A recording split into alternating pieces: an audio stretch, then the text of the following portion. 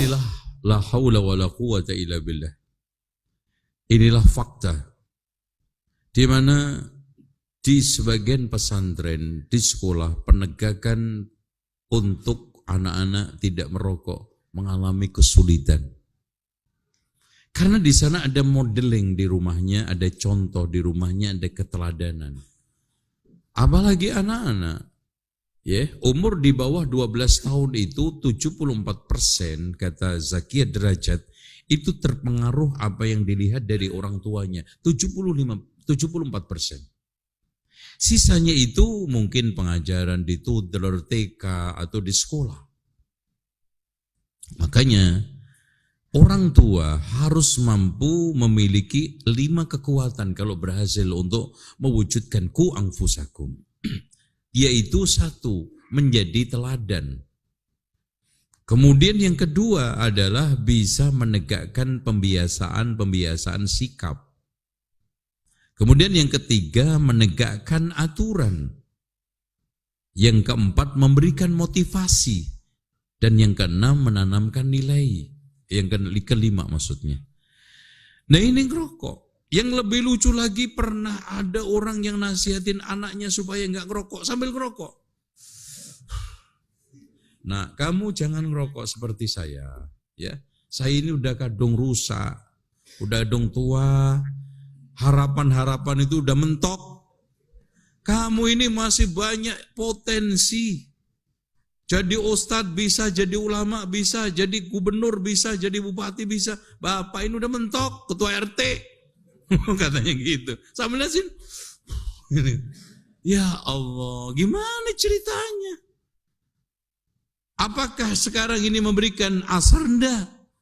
Bahkan ya ikhwan, pendidikan keteladanan adalah metode paling influentif di dalam menanamkan, merubah perilaku. Saran saya, terus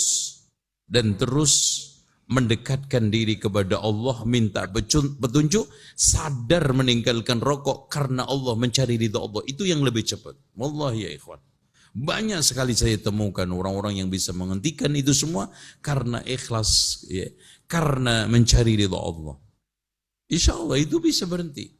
Anehnya Pak, banyak di beberapa sekolah itu ngadat nggak bisa bayar anaknya sekolah, padahal bayarannya cuma 150, 100.000. Bahkan TPA itu hanya 10.000 di kampung.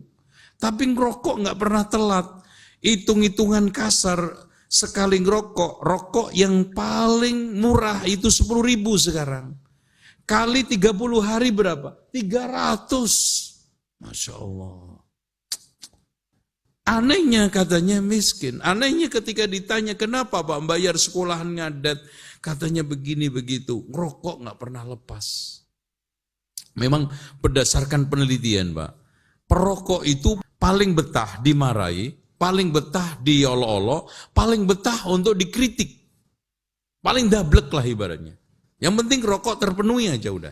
Itu enggak nih. Cuek dia. Makanya perokok-perokok yang dimarahin sama istrinya tetap aja cuek. Gitu. Itu. Habis itu ngerokok lagi. Itu. Padahal udah sarungnya bolong-bolong kena rokok, bajunya bolong-bolong kena rokok, kopiahnya bau rokok. Subhanallah. Coba bayangkan malaikat ketemu kan masjid.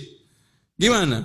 Innal malaikah tata'adza mimma yata'adza ibnu Adam, kan kata Rasulullah. Malaikat itu terganggu dengan bau yang dimana ibnu Adam juga terganggu. Kalau kita terganggu coba, Allahu Akbar, pol. Alhamdulillah. Baca iftitah aja itu nendang-nendangnya sampai kita itu dengak-dengak Pak. Bagaimana sekarang malaikat yang itu nempel di mulutnya? Makanya Rasulullah sampai mengatakan jangan mendekat-dekati musola saya. Itu baru bawang merah, bawang putih. Dan rata-rata Pak, orang makan bawang merah, bawang putih itu hanya 5 bungkul. 5 biji. Nggak mungkin setengah kilo apalagi sekilo. Itu kuda lumping. Itu aja nggak boleh masuk masjid.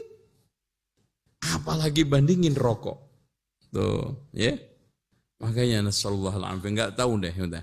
Banyak teman-teman kita yang kelaparan, banyak teman-teman kita yang terjerat oleh hutang bahkan riba. Betapa indahnya 100 juta manusia Indonesia yang rokok. 100 juta. Paling hitungan kasar, 100 juta. Antum hitung, satu hari bikin rata-rata 20 ribu. Atau kita turunkan 100 ribu. Berapa? Sehari 1 triliun. Masya Allah Pak. Itu dibuat untuk bikin rumah sakit gratis, sekolah gratis, pesantren gratis, fakir miskin yang berobat gratis, orang-orang yang putus sekolah gratis semuanya. Nggak ada orang yang nggak bisa hidup. 100 juta kali 10 ribu balu. Sementara ada yang sampai sehari itu 5 pak. Apalagi Ramadan begini. Nah ini kritikan gue buat Ramadan nih. Sebetulnya Ramadan ini saat terbaik Bu, gantian istrinya, untuk berhenti merokok. Karena apa? Sudah berhasil hampir 12 jam gak ngerokok. Top, Masya Allah, sukses. Tinggal innamal a'malu binniyat. Kalau niatnya ngempet, nah ini habis buka azan langsung. Bukan yang dicari kurma, bukan yang dicari kola, yang dicari rokok. Itu kalau ada rokok yang panjangnya semeter dibeli. Dan resiko berat untuk menjelaskan itu, tapi kita harus jelaskan demi kebaikan umat, demi kemaslahatan umat. Anehnya rata-rata pemilik rokok itu nggak ada yang ngerokok. Loh, aneh kan? Karena tahu dia, tahu cara bikinnya, bahan-bahannya semua tahu. Ya. Nah, kenapa yang rata-rata merokok itu nggak punya pabrik rokok? Karena nggak tahu kan, ngerokok aja. Terserah mati ya nanti urusan terakhir lah gitu kan gitu. Padahal kalau mati juga repot gitu kan gitu.